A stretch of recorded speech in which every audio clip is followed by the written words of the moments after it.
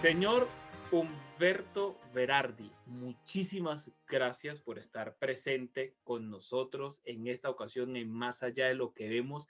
Más que feliz y honrado de tener a un hombre como usted en el programa. Muchísimas gracias por sacar el tiempo y poder darnos esta oportunidad y esta clase magistral de geopolítica acá en Más Allá de lo que vemos. Maestro, bienvenido y muchas gracias.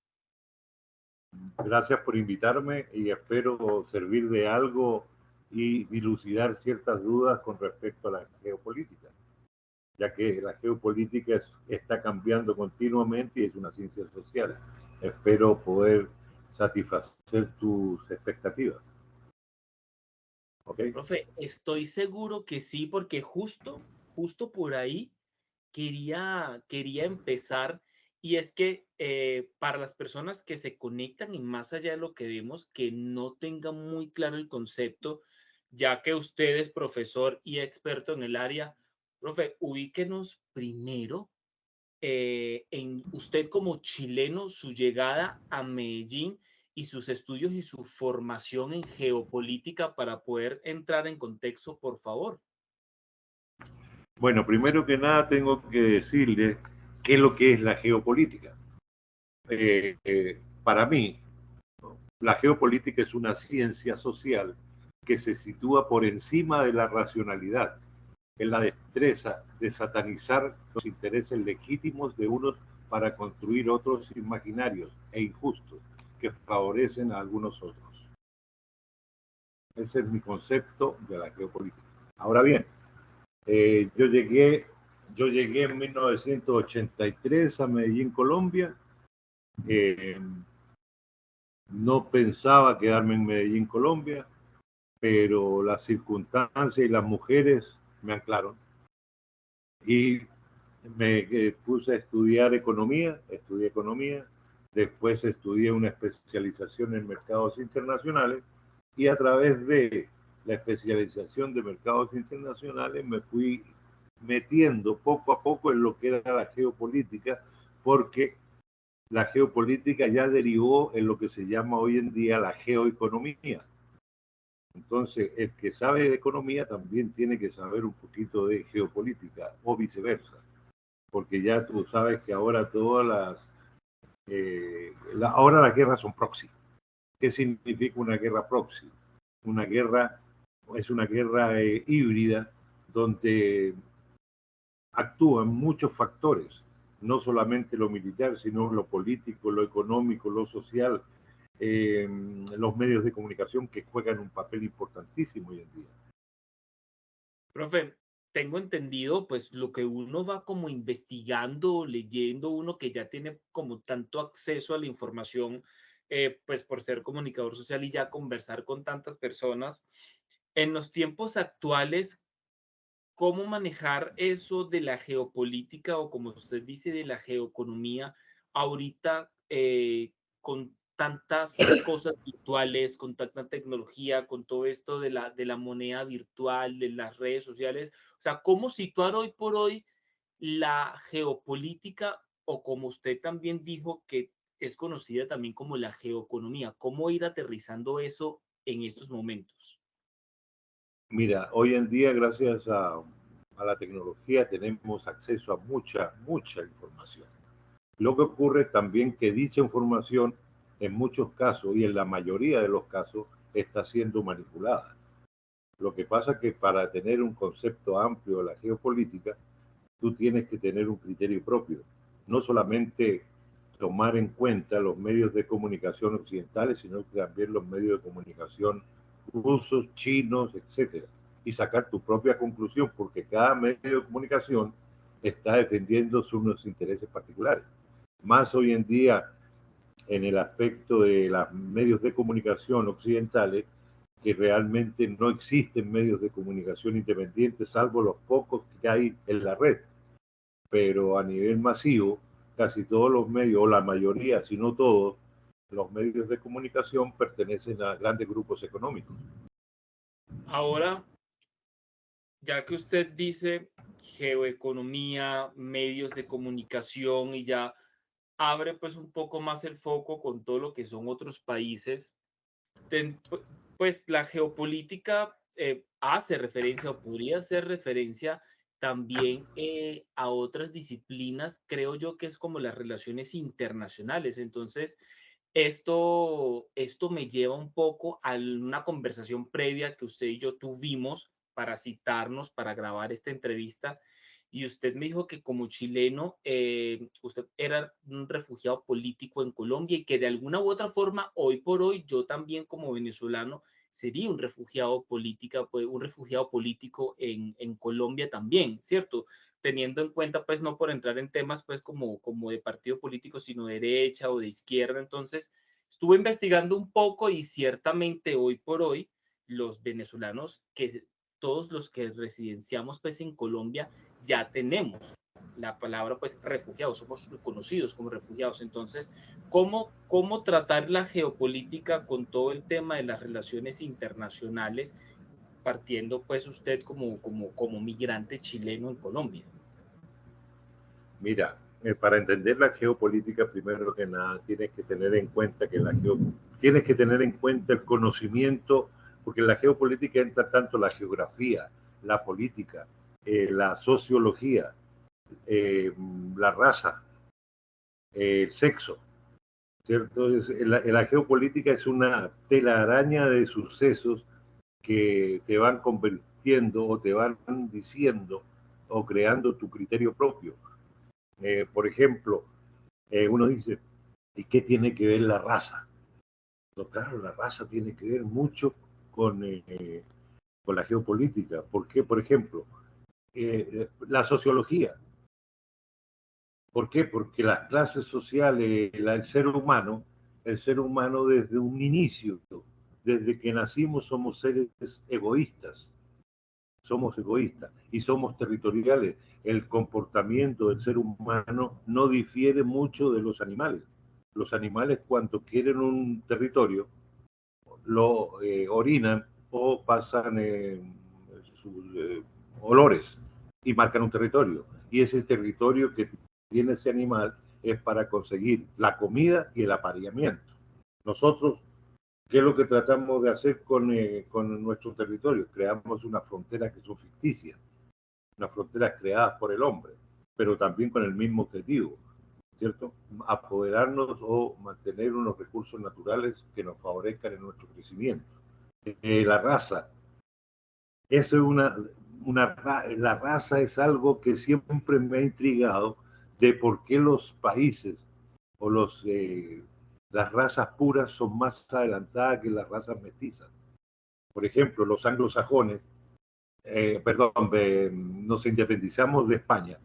Estados Unidos nos llevaba unos 20, 30 años de independizarse de Inglaterra. Es decir, que arrancamos casi en la misma línea de partida. ¿Y por qué a la vuelta de 100, 200 años Estados Unidos nos llevó una ventaja absoluta? ¿Qué ocurrió ahí? ¿Cierto? Ahí es donde entra el comportamiento de nuestras clases dirigentes, nuestra élite. O sea que uno de los puntos principales de la geopolítica, o no sé si sería la columna vertebral de la geopolítica, esos sucesos históricos, políticos y sociales pasados, traerlos en la actualidad, poder traerlos actualmente y poder estudiarlos más a profundidad. ¿Algo tiene que ver con eso la geopolítica? Claro, claro, creo que sí. Claro, para la geopolítica, para entenderla, tienes que remontarte a la historia, para saber cómo se fueron conformando los imperios y cómo se fueron conformando los países peones, ¿cierto? Porque dentro de la geopolítica tenemos países pivotes y países colchones, y tenemos las grandes potencias. No, hay que tener en cuenta el desarrollo de estas culturas, civilizaciones, y si se te das cuenta en la historia, te das cuenta que los imperios tienen un auge y una caída. De pronto estamos presenciando la caída del imperio de Estados Unidos, pero que esto no ocurre de la noche a la mañana. Por ejemplo, el triunfo del imperio romano sobre el imperio cartaginés se demoró 200 años.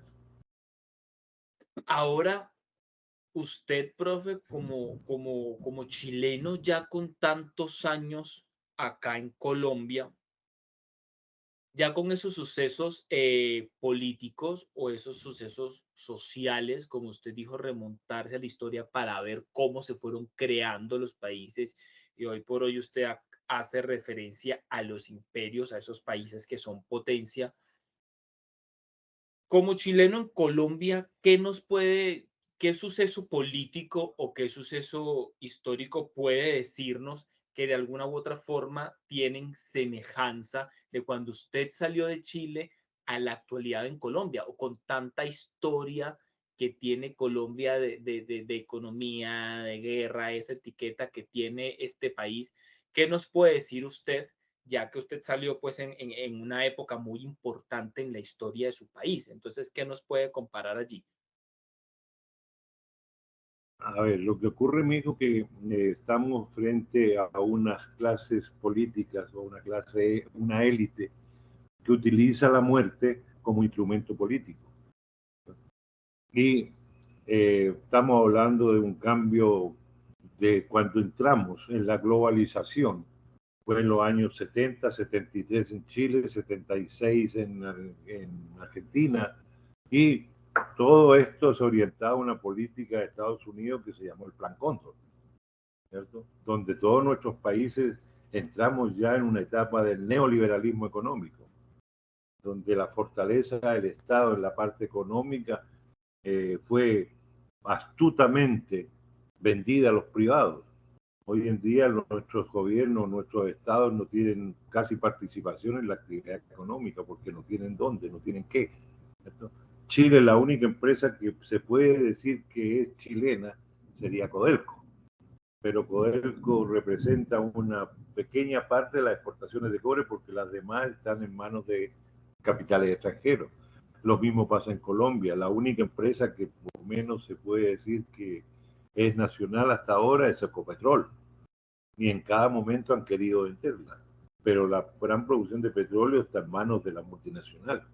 Así ocurre en todos los países. Venezuela es el único país que maneja aún sus recursos naturales, PDVSA. PDVSA sigue siendo del Estado, que han querido privatizarla todo lo que usted quiera. Pero la mayoría de nuestros países, nuestros recursos naturales están siendo explotados por multinacionales.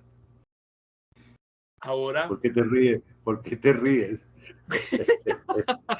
¿No te gustó? ¿No te gustó? no, no, sí, sí, claro, no, profe, pero pues, no, o sea, Bueno, son mis puntos de vista, ¿no? no, y es que de eso se trata esta conversación, y de eso se trata, profe, este tipo de entrevistas, como lo que hablamos anteriormente cuando nos pautamos, vuelvo y repito, en ese momento. Usted fue muy claro, usted me dejó su punto de vista y su posición. Yo le dejé el mío, y eso es lo que me resulta interesante, porque, porque quisiera que pudiese, si me lo permite, oírlo, que ahondara un poco sobre ese tema latinoamericano, sobre ese tema de política de este continente que a mí me llama mucho la atención y me gusta mucho. Entonces ya continúe con su respuesta y profundice un poco más sobre eso, porque de verdad me parece muy interesante, y para esto yo creé este espacio. Entonces, adelante. Hay que, hay que empezar por un punto, cuando se descubre América, ¿cierto? Recuerden que por eso hay que conocer la historia para ver cómo se va desarrollando la madurez de o la esencia de nuestros países. Cuando se descubre América, o cuando Colón le vende el cuento a la reina Isabel, la reina Isabel, la reina Isabel le dijo de entrada, el reino de España no tiene plata. Acabamos de terminar una guerra expulsando a los moros de España. No tenemos. Y, bueno, y por un cura, por el que era el padrino, no sé qué lo que era de Colón, convenció a tal punto a la reina que la reina llegó y entregó sus joyas para que Colón comprara 3 barcos o 3 naos, que no eran barcos tampoco de última generación, eran una chalupa ahí que eran. Ese hecho Ese hecho se traduce cuando Napoleón invade España y coloca a su hermano como rey de España, que la élite criolla del momento, en 1810, crea las juntas nacionales de gobierno, lo cual implicaba que la élite criolla iba a cuidar las tierras del rey, no del reino. Ojo con eso, no del reino, sino del rey. Y cuando de 1810 a 1814, cuando Napoleón es derrotado en Waterloo por el duque de Wellington, los criollos ya querían participación en la parte administrativa de las colonias, a lo cual la España les dijo que no. Entonces comienza el proceso de reconquista española, pero ya estaba detrás, metiendo el veneno, Inglaterra, porque Inglaterra lo que quería era que estas colonias se independizaran para poder comerciar con ellas. Entonces mira que no es solamente, como te digo, la geopolítica es una telaraña de sucesos. No es una línea recta en el tiempo, sino que hay que empezar a concatenar una serie de sucesos para darle una explicación a ciertos hechos, ¿cierto? Ahora, ¿qué pasó? ¿Por qué los ingleses, los americanos son americanos y los españoles son como fueron? Es que los ingleses cuando llegaron mataron a toda la población indígena. Y cuando no pudieron los norteamericanos acabar con la población indígena a través de la guerra, tomaron una medida de que era exterminar a los búfalos. Y a los indígenas americanos los mataron de hambre. En cambio, los españoles llegaron a América y comenzaron a cruzarse con las indígenas, ¿cierto? Y no indígenas adultas, sino que hablemos de la indígena de 12, 13, preadolescente o adolescente, eran niñas.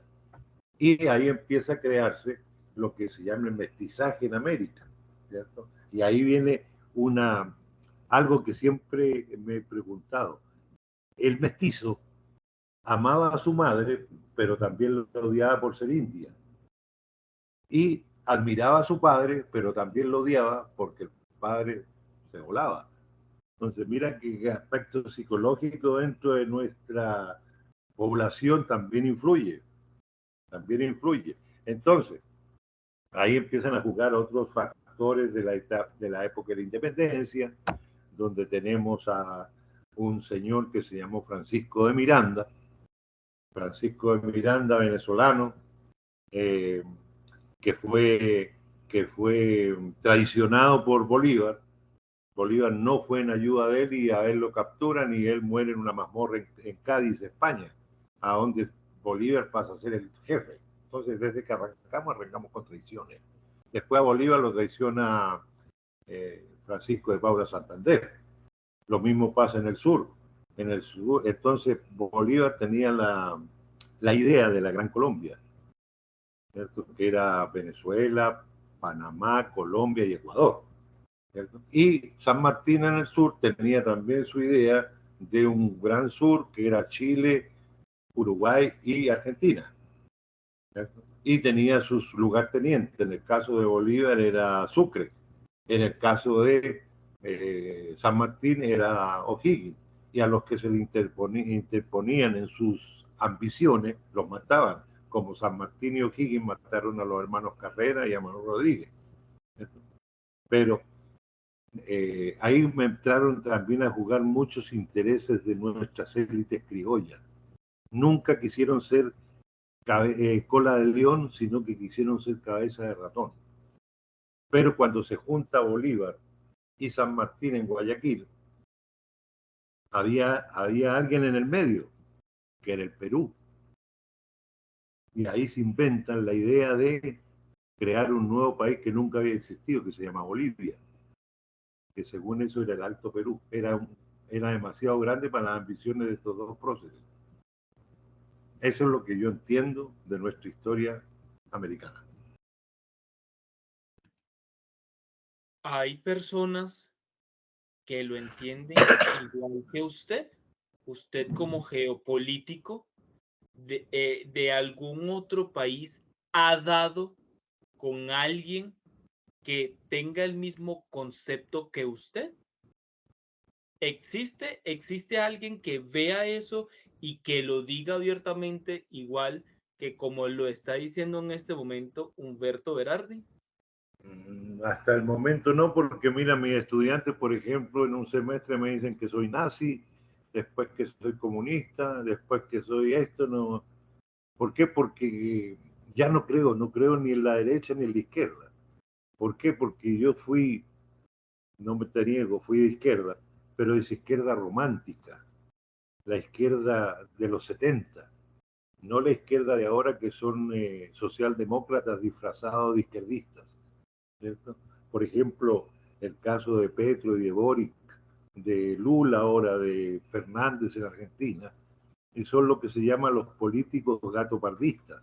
¿Qué significa ser un político gatopardista? Hacen cambios, pero no cambian nada. Mantienen a la población contenta, esto demostrando cambios, pero no van a la médula del problema, que es el cambio estructural, a lo que Chávez hizo. Aunque no le gusta a usted, Chávez atacó la estructura del sistema político venezolano. Acabó con el punto fijo, se llamaba, ¿cierto?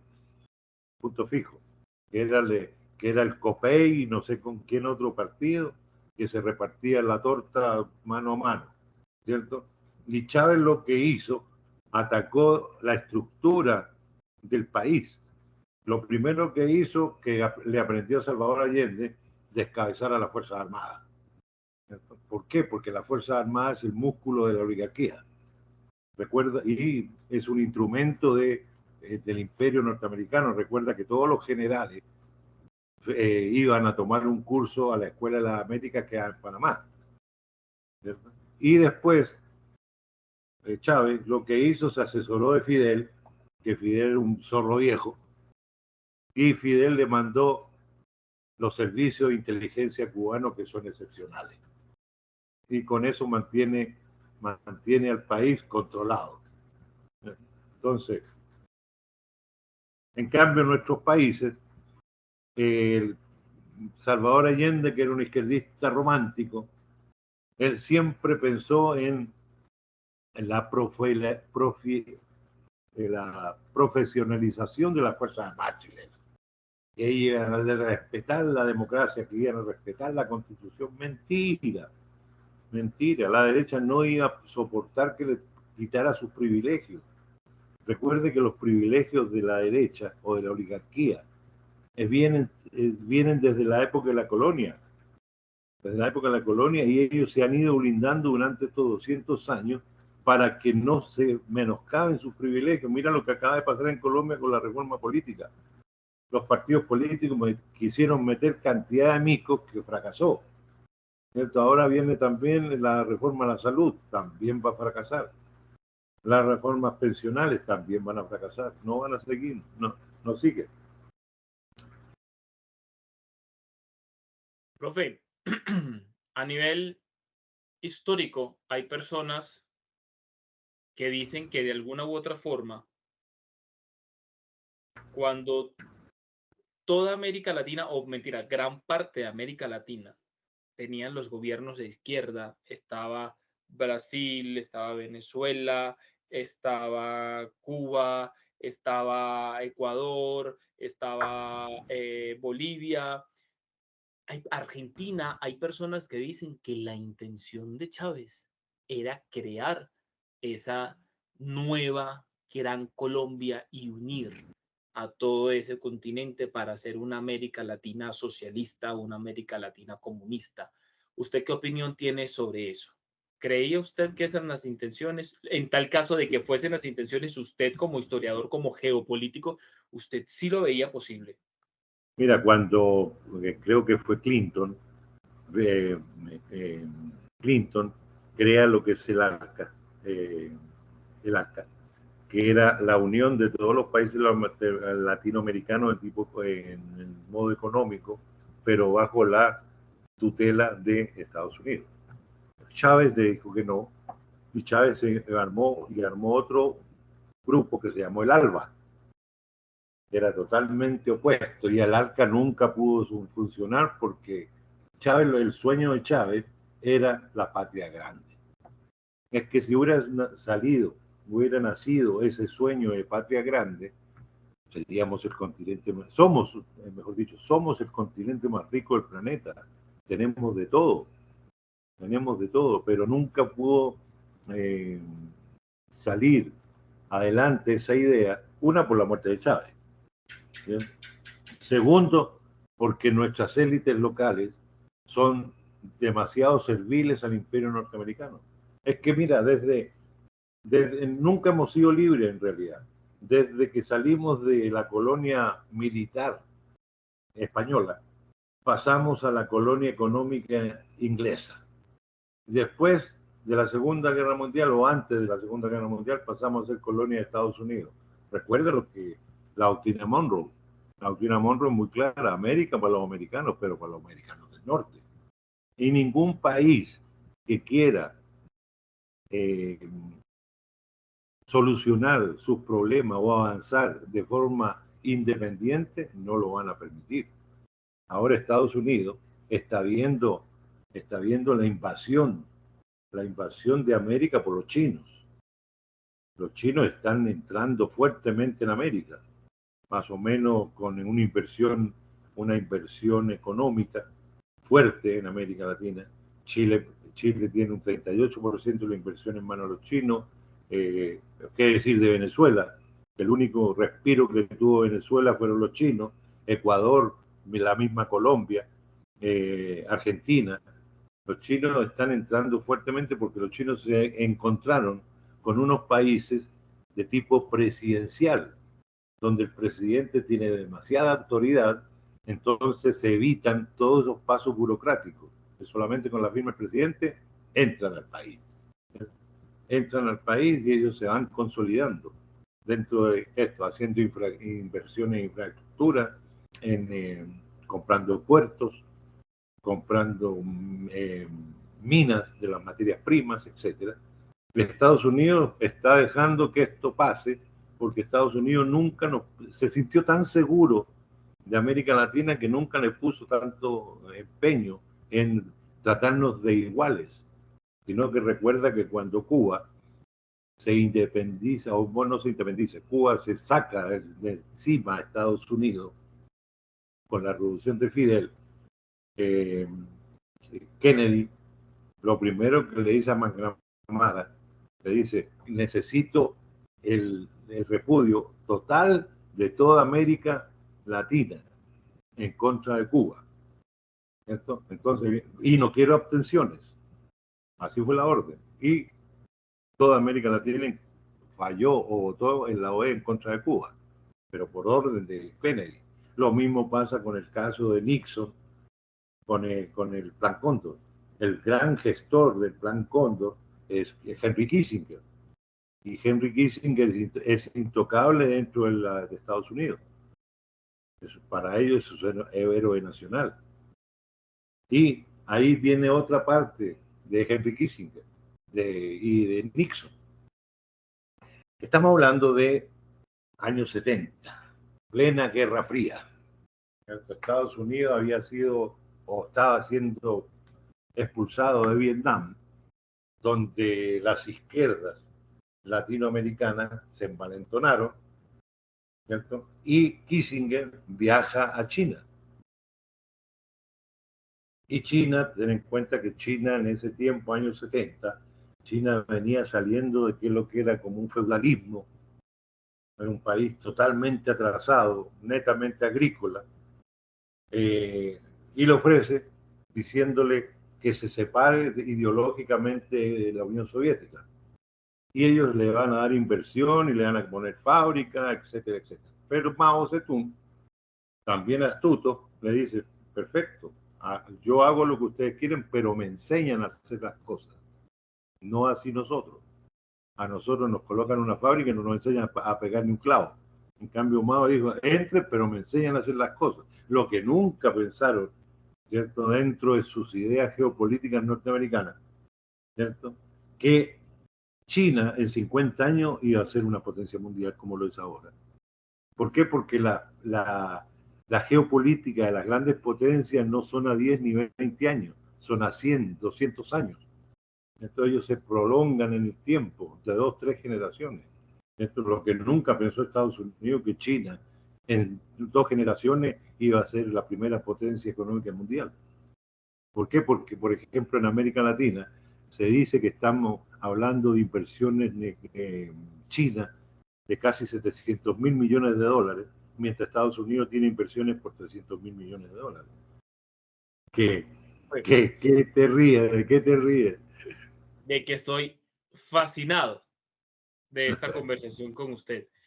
Era justo lo que esperaba y lo que el programa necesitaba en temas de geopolítica. Van a salir contradictores, porque lo que yo pienso en la geopolítica hay muchas formas de pensarlo y de verla, ¿cierto? Por lo mismo pasa con la guerra de Ucrania. En la guerra de Ucrania estamos frente a una guerra proxy, que 2 potencias se enfrentan, pero la sangre la pone un tercer país, que es Ucrania. Lo mismo ocurrió en Corea del Norte, lo mismo ocurrió en Vietnam. ¿Sí? Es un juego de las potencias, pero que no se enfrenta directamente. Lo que pasa es que en estos momentos Estados Unidos se ve en una disyuntiva que si deja de apoyar a Ucrania, Putin pasa a ser el hombre del año o del siglo. La figura de Putin se engrandece hasta la saciedad. Y si no, acorralar a Putin significaría que estamos frente a una posible tercera guerra mundial, aunque ya estamos, ¿cierto? Aunque si tú entiendes que una tercera guerra mundial se llama cuando existen 3 continentes al menos involucrados en una contienda, y si vemos que tenemos a Europa, a Asia y América. Lo que pasa es que todavía no han llegado a el punto de no retorno.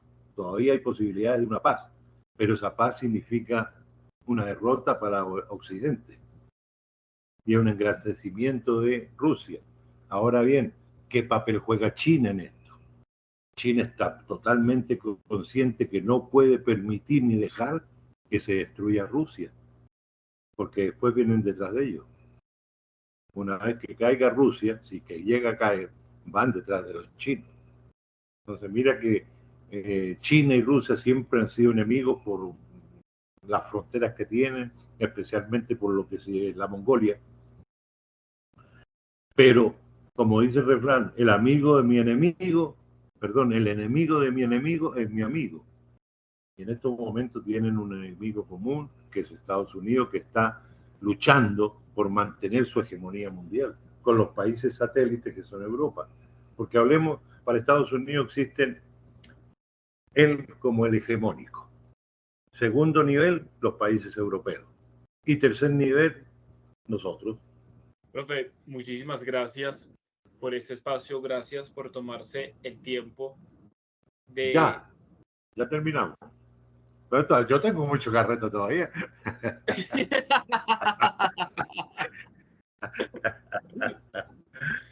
quiero, hablar, Pues, quiero hablarte más o menos de lo que está pasando con las... ¿Por qué nosotros... Es tan complejo el hecho que nosotros seamos subdesarrollados y vamos a seguir siendo subdesarrollados por el hecho de que nunca vamos a llegar al nivel de desarrollo de los países europeos, porque llegar al nivel de desarrollo de los países europeos significa aumentar nuestro nivel de consumo y no hay tanta materias primas para satisfacer a 500, 600 millones de latinoamericanos. Así que no vamos nunca, así que esa es falacia. Y lo que ocurre es que seguimos siendo desarrollados por el hecho que nuestras élites nunca pensaron en nuestros países, siempre pensaron en Europa, pensaron en Estados Unidos y piensan todavía.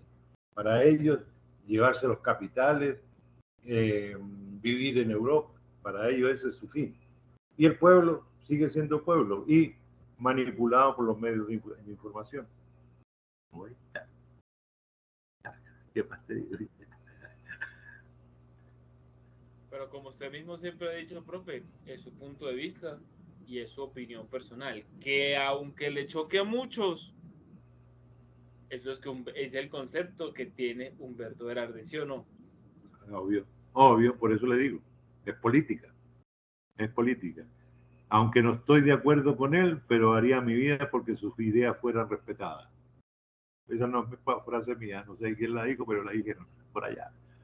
Si ve por qué digo que realmente, y esto iba a ser una clase, y eso que usted me dijo al principio, no quiero que sea una clase, que nada más escucharlo usted, caballero, ya es una clase. Gracias, gracias. No, pues que, profe, es así, y estoy feliz, estoy muy contento de poder haber conversado con usted y de que este material ya forme parte de más allá de lo que vemos, porque, profe, realmente este proyecto y este programa lo creé y fue encabezado exactamente para esto, para poder brindar esta información y la opinión personal de cada uno de los invitados a las demás personas y que conozcan un poco más sobre otros temas que sé que muy pocas personas, o sea, no todo el mundo se va a meter en Google a leer sobre geopolítica y uno no amanece. ¿Qué es la geopolítica?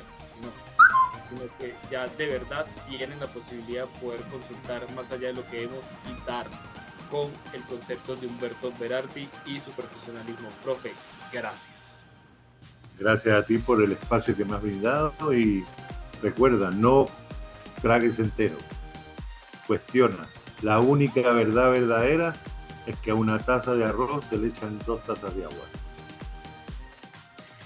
Esa es la única verdad que existe. Muchísimas gracias. Seguimos en contacto, claro que Claro sí. que sí. Nos vemos este domingo para que tengamos el producto final de este encuentro. Profe, enormemente agradecido y seguimos Gracias, en Ixel. contacto. Un abrazo grande. Espero verte en persona Igualmente, alguna vez. Chao. claro que Adiós. sí, hasta luego. Chao.